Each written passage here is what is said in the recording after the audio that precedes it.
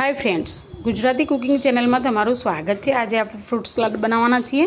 तो एना माटे मैं एक वासणनी अंदर गैस चालू करी अने पाणी रेड्યું છે। ત્યારબાદ આપણે 1 લીટર જેટલું दूध લીધું છે। तो दूध आ रीते આપણે રેડીશું અને दूधને ઉકળવા દેવાનું છે। दूध ઉકળે ત્યાં સુધી આપણે અહીંયા કસ્ટર્ડ પાવડર મેં 1 જ ચમચી લીધો છે થોડા दूधમાં અને એને મિક્સ કર્યો છે, સારી રીતે ગુટલી ના પડે એ રીતે।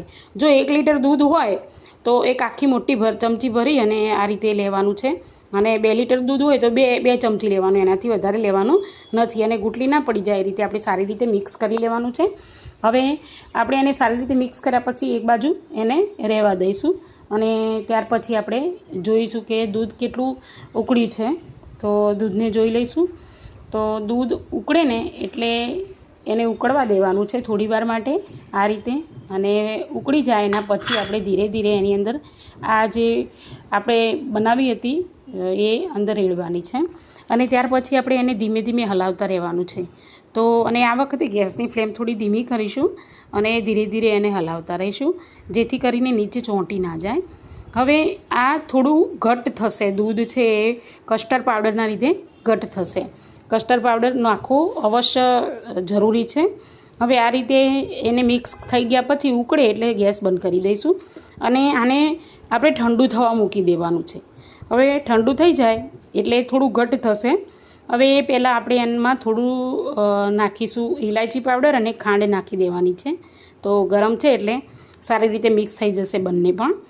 अने ए नाख्या पछी प्रमाणसરની खांड लई लेवानी અને એ નાખ્યા પછી એને આપણે ઠંડુ થવા મૂકવાનું છે।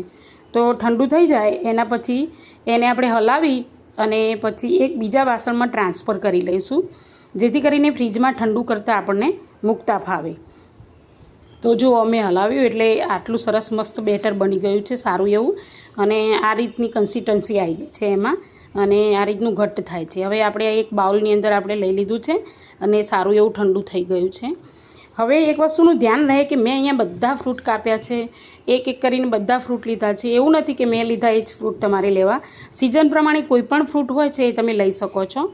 અને આ રીતે કટ કરી દેવાના છે એને સારી રીતે, મેં તમને બતાવ્યા એવી રીતે। અને કટ કર્યા પછી જ્યારે જમવા બેસવાનું હોય ને ત્યારે જ અંદર ફ્રૂટ નાખવાનું છે, એડ કરવાનું છે।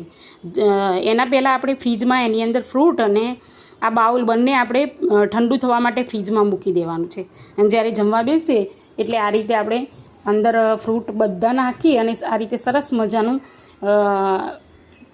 અંદર મિક્સ કરી દેવાના છે બધા ફ્રૂટ।